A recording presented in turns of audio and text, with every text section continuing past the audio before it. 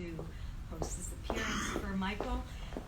If you will allow me, I just have a brief introduction that I wanted to read about him and his books. So author-screenwriter Michael Frost Beckner is best known for the CBS series The Agency, the sniper film franchise, and his iconic film Spy Game. Beckner's Spy Game novels, Muir's Gambit, Bishop's Endgame, and Aiken in Check comprise the Aiken Trilogy. They take place both before and after the time frame of the Robert Redford-Brad Pitt movie, expanding on the storyline of this thrilling espionage tale. Here's what one online reviewer said about book one of the trilogy. Quote, as the wife of a retired CIA officer, it's difficult to find novels that truly capture the essence and intrigue in the world of espionage. Muir's Gambit manages to throw you into the heart of that very world with the accuracy and adrenaline rush that symbolizes what we lived. Make no mistake, this is a thought-provoking novel that pulls you in with deep characters and operations that could have come from CIA's 7th floor. I absolutely love this book, end quote. Book 2, Bishop's Endgame, is the publisher's weekly editor's choice, recommended by the U.S. Review of Books and called poignant, thrilling, and unforgettable by the Independent Book Review. The U.S. Review of Books describes Book 3, Aiken in Check, this way. It evokes the moral ambiguities of John le Carré, the technical precision of Tom Clancy, and the violent impact of Robert Lovelock. However, Beckner puts his own spin on these genre staples, elucidating, illuminating, and bringing on-point insights into play, as when he spells out what the intelligence game is really all about. So some very compelling reviews. After a degree in novel writing from University of Southern California under Penn-Faulkner winner T.C. Boyle, Michael Beckner began a Hollywood career as writing assistant to Academy Award winner Barry Levinson. With over 3 decades as a screen and television writer, he's written close to 100 original screenplays, adaptations, and teleplays in the employ of every major film studio, television network, and cable outlet. As a commentator on American espionage, Beckner has appeared on CNN, Fox News, CBS News, TF1 in France, and as a featured guest at Bill Maher on HBO. So all 3 of the books are on sale in the store, and after Michael does his presentation, he'll have a signing inside. So just join me in warmly welcoming Michael. Thank you, Gail. That's very nice. And thanks all of you for coming. I'm going to try and go quickly. I'm terrible at speaking extemporaneously, so I kind of wrote some notes up, and then I can move fast. Otherwise, I'll ramble. Muir's Gambit, Bishop's Endgame, and Aiken in Check are a traditional trilogy. So unlike James Bond or Jason Bourne, that are series books you can read out of order, the best enjoyment of this saga is through reading them straight. While each book has its own spy game operation, you'll find ultimately they're not so much about the hijinks of spying, but they're about the spies themselves. Thematically, Book 1 looks at the damage to personal relationships a life of lies has on those sanctions to live them. Book 2 is about what living fully in deceit does to one's fundamental concept of identity, the hard lesson that for a spy, appearance defines reality. Finally, Book 3 examines how the pair, deception and false identity, deconstruct the exchange of information, which is a spy's primary objective. And not to put too fine a point on it, but the physics of information is the basic building block of space, time, and reality. With the Aiken trilogy, I take the lives of Nathan, Muir, and Tom Bishop, Robert Redford and Brad Pitt in the film, from the earliest clandestine battles of the Cold War and through the first years of the War on Terror.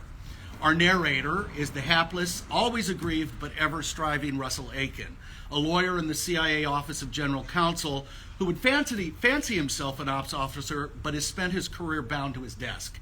His weapon is the pen he uses to make legal the illegal doings of the U.S. government. Yet, what he comes to learn is that his final battlefield is the human soul, his, Muir's, and Bishop's, with lasting victory not to be found in the secret warfare of national security, but in the understanding of love, and through love, the ephemeral quality of grace. Book 1 takes place 48 hours before the film, Muir's Gambit. Part 1, Profession. Words, as is well known, are the great foes of reality. Joseph Conrad, Under Western Eyes. 1. Charlie March is dead. On a day that promised perfection to the hero of the CIA, an 18-minute countdown was all he got to enjoy it once he turned the ignition key and sent an electric spark to his sailboat's engine. He'd arrived early, first light golden upon the water, this second-to-last morning in September. Halyards clanged against masts like bells summoning the faithful. It was a habit he had on days like that, to be first on the water. But even old age and retirement don't assassin-proof spies. Habits kill. He backed his yacht from slip 29 at the Pelican Landing Marina in Key Largo, passed the jetty, and turned toward open sea. No hat was found.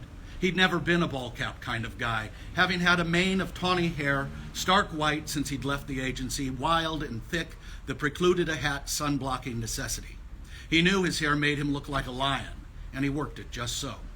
Beneath all his soft genius, his crackerjack heroics, and courteous affability, March was a vain son of a bitch. His old man stoop had yet to begin. It never would, but his arms were loose-skinned, stringy-muscled, age-blotched, and knobby-comical as he unfurled his mainsail and fed it to the wind. He breathed deeply, thankful to be alive to experience this moment, the moment before his last, when the bomb hidden aboard his boat exploded. A harbor patrol skiff operated by 2 officers of the U.S. Coast Guard arrived at the wreckage less than 10 minutes after the big ba-boom. One fished Charlie March's body from the wreckage with a gaff and pulled it onto the deck. The other manned the helm and worked the radio. Burned so badly as to be unrecognizable as himself or any of the countless men he'd posed as in life, Charlie March gurgled out, "Thank Nathan for me. Thank him and tell him that." "Tell him what, sir?" "He never murdered a soul." "Who's Nathan?" "We don't know Nathan, sir. Did he do this to you?" "Too old for this. Made a mistake." It does not matter what they asked him next. They have reported those questions. But March chose to stop speaking after the thing about murder and mistake, so their further interrogatory line is irrelevant to us and to my mission. With the realization he'd said too much, Charlie March waited for death. His large, dark eyes stared lucidly, if not downright defiantly, at the intrusive Coast Guardman, from a face charred black and flaking away in the winds like pieces of a trampled papier-mâché mask. I've read somewhere that even after the heart and lungs cease function, the brain continues a minute or two. Mine right now pictures a French Revolution Madame la Guillotine and a pair of Madeleine eyes blinking over the head basket edge, full knowledge of what's become severed from what. So, though clinically dead, some shit way to go, man, were the last words of a last remark heard by a dead Charlie March, one Coast Guardsman to the other. Having lived the life he'd chosen, I don't think Charlie March agreed with the sentiment. "And," Nathan Muir said, as he poured me into my rental car, I having clutched twice at the door armrest without any sober measure of success, "Charlie March got exactly what Charlie March wanted. Died proud, huh?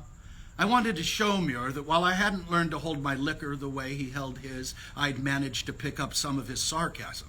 I hadn't. I sounded pissy. I sounded bruised. He delivered you here. Now we've split his silver."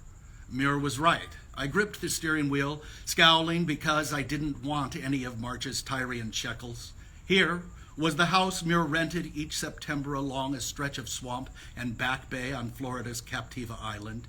He smiled, muzzle flash bright, and stepped away from my car, the Matador, letting the bull think it actually has a chance of leaving the ring alive. But I had what I'd come for. Signed documents for the agency, the truth about Charlie March to keep me warm, the stone-cold truth about Nathan Muir.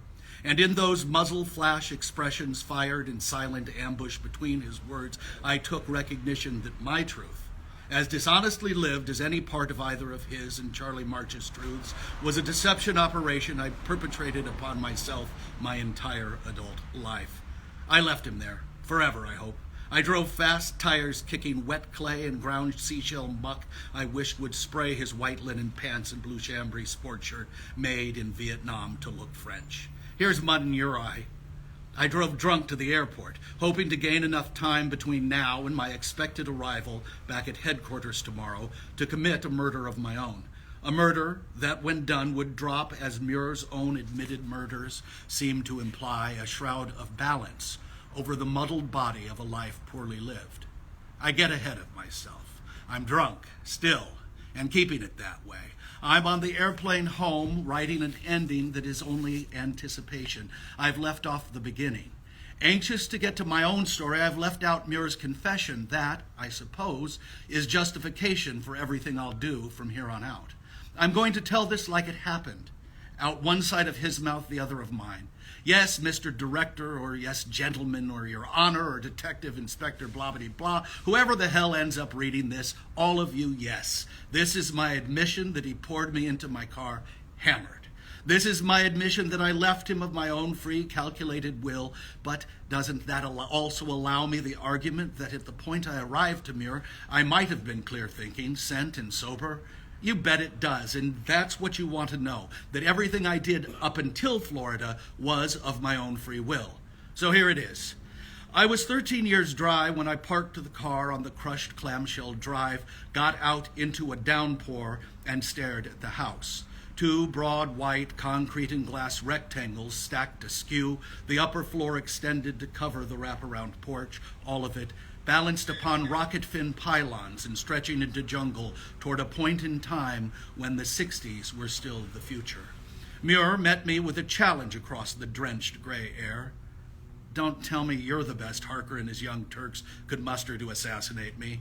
Mr. Muir, Executive Order 11905 specifically forbids the CIA or any other intelligence or military service of the United States of America from engaging in assassination, I said, already as wet as the bottom of a puddle. On the covered porch, Muir, age 62, back on March 21st, hit his cigarette. He sipped his scotch. He considered my response a moment, or more likely considered the taste of his drink. The next thing he did was extend his tumbler over the porch railing to collect some rain. Glad to hear that, said Muir. Matter of fact, there's about a dozen fellas I've met over the years who'd have been really glad to hear that. Would one of those fellows happen to be Charlie March? Muir toasted me with a grin that lit the shadows. He drank more before saying, why not? My heart leapt, my purpose for being there. But reflecting off his grin was the question mark fish-hooking the end of his statement. A question is not a confession. A question admits nothing. Hidden on three sides by dense tropical foliage, the house's fourth side faced the windward and beachless, so mostly undeveloped, western side of the island, where the storm-tossed whitecaps swatted at seabird wingtips with foamy paws. Now, if you'd seen Charlie March in his prime, all large hands and feet and shoulders attached to a narrow frame with a funny potbelly that appeared after meals due to a serious lack of sit-ups, earthy and disheveled and utterly common with the vast majority of men, your intellect would tell you this is what real spies look like. When you see Nathan Muir, as I saw him on that porch, tall and sculpted, blonde and fearlessly blue-eyed, the coolest version of handsome with a smile that spoke an entire language of its own, your heart would tell you this is how spies should look. This gut reaction is why Muir is the best. He gets the job done while you're still marveling at how good he looks doing it. Breaks always favor the handsome man with the winning smile. I'm handsome enough, I guess. In decent shape, with curly dark hair that doesn't do anything for or against me. But my mouth is crooked. Madeline teases about my smile. You're better off when you don't. Just be happy you drown girls with your eyes. My best feature? Big, brown, hopelessly romantic eyes. Without an umbrella, I'd been drowning for about a minute since getting out of my rental car and retrieving my saddlebag briefcase, not knowing how to begin the questioning and worried about other things. Madeline, shit. When Muir appeared at the porch railing and began the interrogation for me with the assassination accusation, I remained steadfast in the deluge as if that proved anything. Too easy going for Charlie March right out the gate, even for you. How about a drink? Got everything, long as it's scotch and rainwater. You know I don't drink, Mr. Muir. He just gave enough pause to let me know how inadequate my statement made me before he said, stop standing down there like a dog too dumb to come out of the rain. Come up here and make your lawyer's assassination, the character kind not covered by Order 11905. Maybe by then I'll have changed your mind. I trudged to the front steps. Muir met me, putting a hand across my soggy back to take my shoulder. Friendly gesture, also a control. He moved me beneath the covered porch along to the side of the house, where his bottle of Macallan 25-year-old single malt waited, his cigarette packs lined up like soldiers, his kitchen matches like prisoners in a ceramic holder stolen from a Vientiane bistro, and his view of the Gulf, if not for the obscuring rain. Drop your bag. Bag sounded a lot like gun. I dropped it where I stood. Sit. He lowered me into a heavily cushioned rattan sofa. Comfortable, surprisingly so. I was quick to make small talk. Belongs to the guy I rent from. Ugliest furniture I've ever seen. Muir walked around the glass table and all that shit ordered upon it he's been trying to kill himself with since long before I ever met him. He took the matching chair to the sofa and sat across from me. He smiled to himself briefly before grabbing the bottle. My dog comment was uncalled for. Extra asshole of me. Sorry, he allowed, refreshing his drink. 2 comments, dumb dog and sit. He'd coupled sit with that disobedient dog press into the chair. That was the most offensive, but I knew Muir was counting and had added up 2 comments and a push into one specifically to bug me. Fine, just don't want you to think I consider you my bitch. 3, true count 4. Actually, I've always been fond of you, boy. That's all he thinks of me. I'm a dog. God, am I? Hell. Find you completely spineless, he added. Brave on paper, though. He set down his glass and poured a small amount of the scotch from the bottle into a coffee mug he had waiting for me. Scotch I was dead set against drinking. Don't feed him at the table. The mug, fanciful house cats lazed around it. Typical Muir. I'm supposed to be here for Charlie March, and he's got me bitched up about dogs, and now he throws cats and whiskey at me to spin my head on a tangent of whether the dog-cat thing is a coincidence or Muir's purpose to get me off track to drink with him. He topped the mug with fresh rainwater. Seem to recall you having a problem with tap water fluoridation. He'd made the same remark to me April 1st, 1970, 21 years earlier. I'd been a pre-law senior majoring in philosophy at George Washington University. Muir, a visiting department professor teaching a mythology elective, running into me as I was running late to class, convinced me to play hooky. By some lucky accident, he found us a revival showing of Dr. Strangelove. Sterling Hayden, as the treasonous General Ripper, sits on the sofa beside Peter Sellers' terrified British group Captain Mandrake. He puts his arm around Mandrake. In the background, machine gun fire crackles as the world moves towards satirical annihilation. Ripper asks Mandrake if he's ever heard of a substance called fluoridations. Because Mandrake is not insane, going along to get along, he soothingly reassures him that yes, he has, but no, he doesn't know a thing about it. Because Ripper is insane, he gives it to Mandrake, rainwater and grain alcohol straight. Fluoridation is the most odious communist plot ever conceived and exploited by the Soviet Union against the bodily purities of the United States of America. The lucky accident of the movie was neither. On those rare but not completely elusive days when Muir cut class with a student, Strangelove would always be playing. Just as the characters never changed in the film, the same 11 characters in the audience would be there as well. Too few to allow you to absorb into the crowd, too many to allow you to think that the showing was all about you. Just enough to make you feel you shared something special.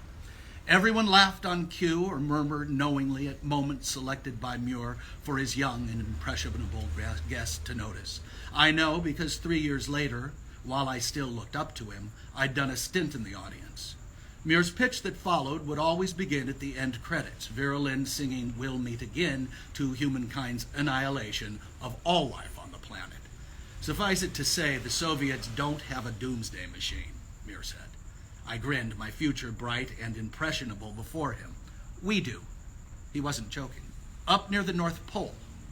My eyes were the same wide as those of his every prospective recruit at this shared confidence. Muir laughed as he always would, only to backtrack, keep his target off balance. Bullshit, by the way. The Soviets do have one. Nah, bullshit again, not really. Another laugh. You know, try never to believe anything I say, by the way, except this. Prospective recruit outside the theater, he'd finish the scruddles at the bottom of his popcorn bag, go for the steely-eyed kill. What the Soviets have is worldwide terrorism in the form of nuclear proliferation, and now's as good a time as any to let you know that people who dedicate their lives to making sure something like that idiotic doomsday machine never happens. Crumple's bag, the toss, 2 points, 3 pointers not yet invented, into the wire trash basket. The city sidewalk basket, always there, always half full. The basket, always a recent newspaper, folded so an appropriate Cold War horror headline peeked out for the most observant of his student candidates.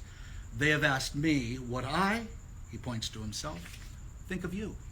And the finger turns on the target, hopeful, brown-eyed, crooked-mouthed me that day back in 1970, having just glimpsed corn kernels scatter across the top of the New York Times. USSR sends nuclear-armed sub into Bay of Bengal, a bullseye straight for my heart. Though, like I said, I wasn't the only one. There was Tom Bishop. He didn't see the movie, but bought the Muir ticket just the same. Bishop, the best of Muir's recruit. And where is he today? Estranged from Muir, running black bag ops out of Hong Kong Station, Tom Bishop, the one to whom Muir would like to give the other half of Charlie March's silver. Tom Bishop, whom Muir recruited in Vietnam and in Germany and wasted in Lebanon. Tom Bishop, who replaced me as the apple of Nathan Muir's eye the moment Muir found him, sharing a bowl of grilled dog ears on rice in an Arvin sniper's hooch near the Laotian border in Vietnam. Back to the porch, back to the scotch. The thing about it, the Macallan that is that I realized the year of its distillation, as opposed to the no-year little plastic Johnny Walkers, the flight attendant, whom Muir would pointedly call stewardess, yet managed to take to bed, is feeding me, is the year of Madeline's birth. Have I mentioned Madeline? Only fair I should. Oh, yeah, scrolled back, chopped off her head in absentia a few pages ago. Madeline's easy. At least she was, screwing her brains out a lifetime of 2 nights ago. She's my lovely wife. The man watching her fuck him wasn't me. Read it twice to feel my revulsion. I was the guy pointing the other kind of gun straight at the back of her head. So, that's where we start with Muir's Gambit. Thank you. I just want to finish briefly with a little bit from Aiken and Czech. Skip over Bishop's Endgame because, like good middle trilogy books, it takes all the surprises revealed in book 1 and diabolically twists them to prepare for the ending, and I don't want to give away anything juicy. So we rejoin Aiken 10 years after Muir's Gambit, Christmas Eve 2002. He's defected to Cuba in order to save his lover, Nina Estrada, kidnapped by Castro's intelligence service. He'll trade for her life the life of Hound Fox, the CIA's longest-running mole in Castro's government, a betrayal that will forever lose him both his country and his one true love. Now, the last part of a spy's defection is a thorough written confession. I just so happen to have poor Aiken's right here. So we'll jump into part 1, deception, at chapter 4. 4. To a wise man, the whole earth is open, because the true country of a virtuous soul is the entire universe. So said Democritus, father of atomic theory, 500 years before Christ. You folks would like him, rejecter of the polytheism of his forebears, and denier of the monotheistic deity hurrahed by contemporaries Plato, who hated old Democritus, and juvie upstart Aristotle, who liked everybody. Like Castro, Democritus lived without need for that other fantastical white-bearded, robed old man, God. For Democritus, knowledge of objects, situations, and events arrive to us through the senses with perception or through the mind with thought.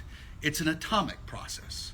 Soul atoms are emitted from everyone and everything around us, not only that which is within our physical and visible range, but from the entire planet, our solar system, the stars, infinite space. Soul atoms lust soma, and so, emanating from everything in the universe, they hungrily seek to attach to us and enter our minds. Their function, soul atoms create our dreams. What we see sleeping, the lives and worlds actual, parallel, alternate, of what has, will, might, or never in a million years happen. Fidel Castro never met Sigmund Freud, who never met a Seneca Indian, who never met Democritus, yet all of them have one thing in common. The closest thing to the concept of God or a God hand that moves us are dreams. Dreams are the imprint of the soul. I dream of Cuba. Footnote 1. As dreams, these are my impressions and not political judgments of La República de Cuba or La Revolución. This section is neither meant as an indictment of your system or your government, sovereignty, or authority over your citizens, nor is it meant as any kind of justifiable argument. If my words incriminate, they incriminate by emotion alone. This section is to explain my mental state vis-a-vis Cuba over time and not my perspectives as an espionage officer of the United States government. I have not read in on CIA Cuba operations, intelligence goals, policy, and/or positions, nor have I had contact with the U.S. interest section in Cuba or any of its employees and officers, past or current. Of my limited exposure to Nina's politics, I acknowledge those to be her opinion, and I do not hold them as a personal doctrine. I do not have to love Cuba to betray America, but I must be honest with you in all aspects of my confession in the unmasking of Hound Fox. I dream of Cuba in fragments and across time. Fragments I sift from the earliest hours of March 15th, 1978, when I met Nina slamming shots of rum Duquesne at the Ear Inn in New York City, toasting the tropical splendor of her island birthplace, yet unventured with her, a link in the chain that manacles past unhappened to present unhappiness dragged behind me. Dream fragments strained with nameless Cubans who returned to me from 1991, cued at leaking pipes with pots, buckets, cans, bowls, and old inner tubes in their daily battle for water. Dream-strained fragments of Nina's childhood intimately transuded her soul atoms to mine this long-ago year into which I now dream my reality. At night, my spirit floats outside the walls of her family home in Vedado. I watch the sea hibiscus flowers by the gate change yellow to red across the seasons as Nina comes and goes across dream moments. She blossoms from white christening dress to suspendered red skirt and white blouse that becomes the simple tobacco university frock as she flourishes in party privilege, a child of a revolution commandante. The avid soul atoms of her commandante father attaching unseen to me during our brief personal contact, flood into me from across time and space. I am his sadness, dreaming of Cuba, a patriot slowly crushed by the broken promises he fought for so hard and so truthfully. I hover ghostly behind him at his ministry windows as we watch the private cars of robust middle-class prosperity converted to taxis and soon outnumbered by them. Taxis outnumbered by check buses, outnumbered by their own passengers, outnumbered by horse carts. I dream I am his shadow, the amorphous piece of hound fox stretching from his feet along the calles and los callejones. He secretly wanders secret nights. Los barrios bajos of La Habana Vieja, the decay of Centro Havana, hound fox dodging the falling chunks of mortar, brick, stone that pound me as his silhouette. I glide over hanging balconies and dangling crown moldings of decomposition that never sleeps. He casts me from his quiet footfalls onto the house fronts, black enough, and the windows blacker, where the sound of gnawing rats inside the peeling walls mixes with voices, hopeful, cheerless, dogmatic, dissident, angry, proud, drunk, sober, all timbered, miserable beyond. I dream in crumbling fragments those wandering nights of solitary disappointment growing into disgust as a revolutionary's aspiration become a heart's revolt. He gives out the never enough coins in his pockets, to the brown, black, white, yellow, scanty clothed and meager, scowling ragged, to wolfish children he meets on doorsteps, to the domino-playing old men at rickety tables in the street, the languid putas in the black backlit doorways. Always more of them than the coins he has, and those deprived by chance and contrived of jealousy have long ago done the state's service and reported this nightman.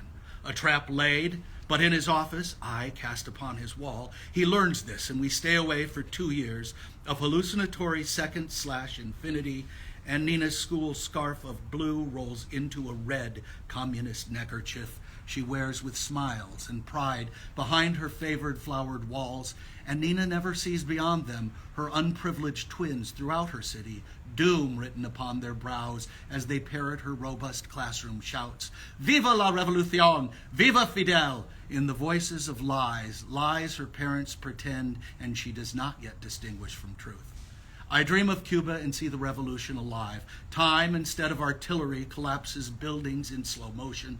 The enemy steadily multiplies as Cubans are disarmed of weapons, disarmed of speech, disarmed of food and water and health, willpower and heart, disarmed of thought. The ration cards outnumber the rations. One set of new clothes once a year, unless my designated store is out of clothing or out of my yearly toothbrush the day of my ration. Then I wait another year with the mothers and fathers and sisters and brothers, men, women, children, infants, and we patch the soles of our shoes with newspaper to tread on the promises of heroes. The true believers, the commandantes like Nina's father, shuffling through hallways and rooms of broken, buckling lives where every dream ever desired is dead. The dust of battle fatigue falling Cuba billows in the ever-living, all-consuming revolution, and from the dust the soul atoms infect my dreams. I am all of them, and all of you. I am Nina, and her father, and her mother. Age 9, loving parents grasp her shoulders. Nina blows out birthday candles as the moment freezes with the camera's flash. I am her father's camera. I am the candle's flame and vanish. I am the nameless teenage girl who puts the cardboard in the window where, at age 14, she has written in wax pencil, condoms 3 cents, screws 30 cents. In bed with Nina, I am laid bare to a Cuba of palm trees and fragrant winds, passion and desire, soul atoms returning, the two of us, endless nights to make love on the white sand beach where she desired me before the seagull fell from the sky and falls forever in my sleep, as I dreamed the dream Nina and I will never now live. My dream of Cuba, all realized in tomorrow's events I have agreed to. Testimony before the revolution and the world against Hound Fox.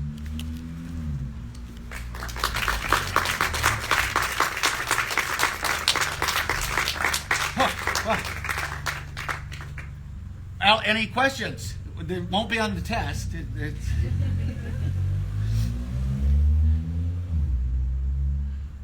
writing is so different in the third book than in the first. Is that because it's in a different voice? It's because it's 10 years later, and what he's gone through, and there's a significant event that happens to Aiken in the second book and continues in a strange way in the third book, but he has a significant health event. And so his voice changes. He's also, in the first book, he's a thoroughgoing alcoholic. He's absolutely, he's a wreck. 10 years later, he's sort of sorted that out, but he never really gets things quite right. He's one of those guys that has 10 excellent reasons for doing the absolute wrong thing. He always wants to do the right thing. He just can't get it done, yet he always strives. And he is a little bit like Muir thinks him. He is a little bit like a faithful dog. He'll always be there for you. He'll always go for the bone. He'll keep digging, and somehow he muddles through. So his voice changes. It's luminous writing. Thank you so much. Thank you so much. I wish my wife could made it. Her mother was from Cuba. Oh, no kidding. Yeah, moved in '68, and my wife's a landscape architect in Caltrans, and I think one of that passage. She has not gone to the country, but she tells me that the thing that frustrates her is a lot of people have this romantic vision of Havana, and for her as an architect, she said it's crumbling, and she told me actually that University of Miami students they've studied all of the city's architecture from 1958 in the hope that maybe one day they'll be able to rebuild. One would hope. I've never been there. But I've talked to a lot of people who have, and dug deep trying to get those. The thing about the teenage girl was something someone told me. I just thought that was the most appalling thing I'd ever heard. And yet there is, Alex was going to be here. He's a member of our church, and he's from. Oh, he is here. Alex will tell you all about Cuba. He's from Cuba. I didn't see you walk up, Alex. Here I am. There you are. Yeah, well, you'd know. I got it right, maybe. Oh, absolutely. Thank you. I tried. So yeah, and that's the thing, and I wanted to read that passage. There's a lot of the running and jumping and spy stuff in these books, but it really is, if you think about it, trains aren't always blowing up. People aren't machine gunning terrorists, all the time like these movies have it. And most of the spies I've met are a lot like Muir and Aiken in that first book. I've worked with so many of them. It was, when I was younger, I thought I'd done it. I thought I'd somehow penetrated the veil and got it. As I've gotten older and some of the stuff I did with them, I realized that maybe they'd always sort of seen me as an easy mark. And I was patriotic, and it was the war on terror, so it's all fine. But I kind of realized maybe it's not exactly the way I thought it was. And they always have a different agenda. So many of them do have good, happy lives and stuff, but many of them deal with alcoholism. Many of them deal, like Nathan Muir. It's funny, Robert Redford, when we did the film, insisted that they'd be cover wives. But that's not really my experience of these people. Many of them have many divorces and many wives. It's that thing I was talking about identity. And they talk about when you try to be everything for everyone, you have so many masks where you start taking them off and you finally realize you were never anyone for yourself. And it's very hard to have an interpersonal relationship when you don't identify with yourself. And so I tried to capture some of that. I think when you get to know Bishop's quite interesting because although he's the most violent of the three of them, he's actually the most moral and the most, he really finds he just gets to the point and cuts to the point. He does not live the life of lies that Aiken blames Muir for, but Aiken lives 1,000 of his own lies. He has a real hard time being self-aware. And the other thing is they're rather absurd because he's a kind of absurd guy. As his narration progresses and he sort of gets himself into mental tongue twisters, I do think it's kind of funny. He kind of is a humorous dude. So, well, if there's anything else, yeah. I thank you for reading that second bit to us because that read like a poem to me.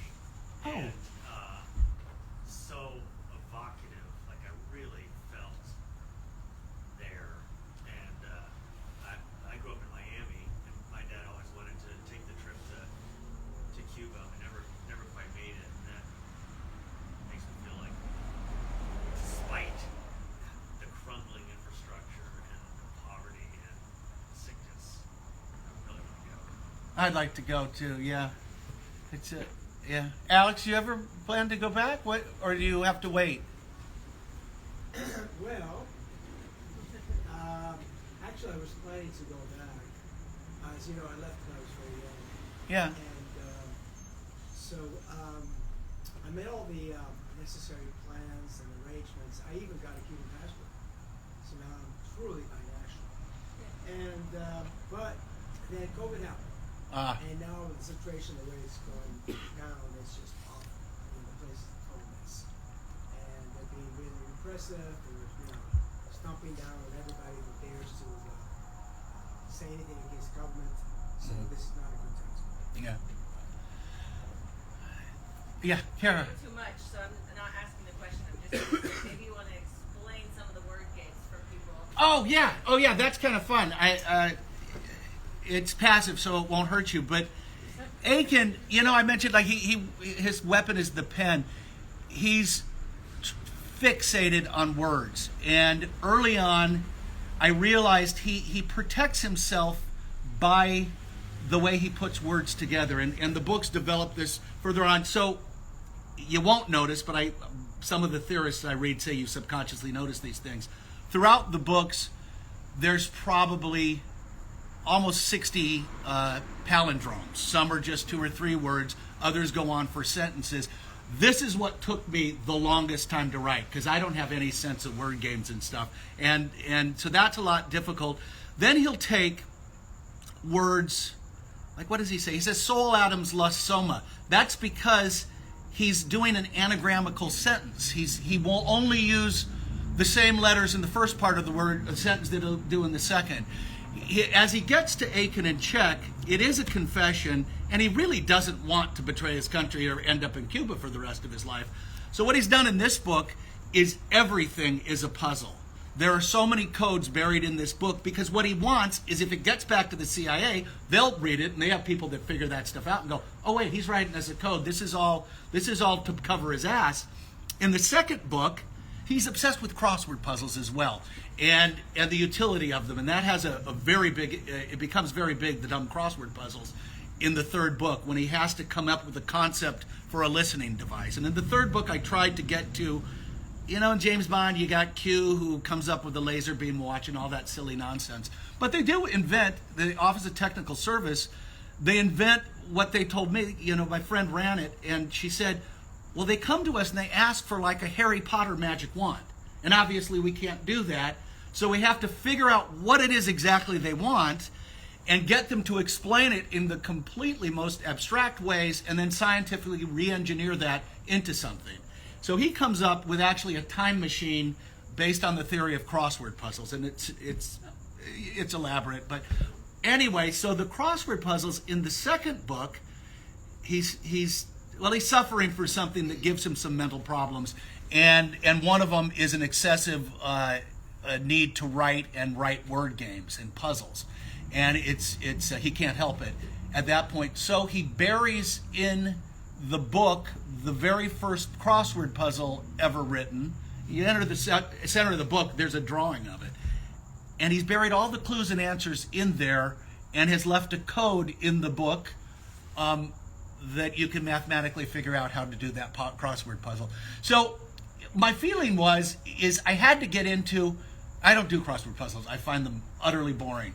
But I had to get into his mind, and then it gets into, as he gets into physics and the physics of the thing in the third book, and philosophy, he starts to obsess not with just word patterns, but why is the alphabet in the order the alphabet's in? Does anyone know? And it's transported through something like 7 cultures in the exact same order the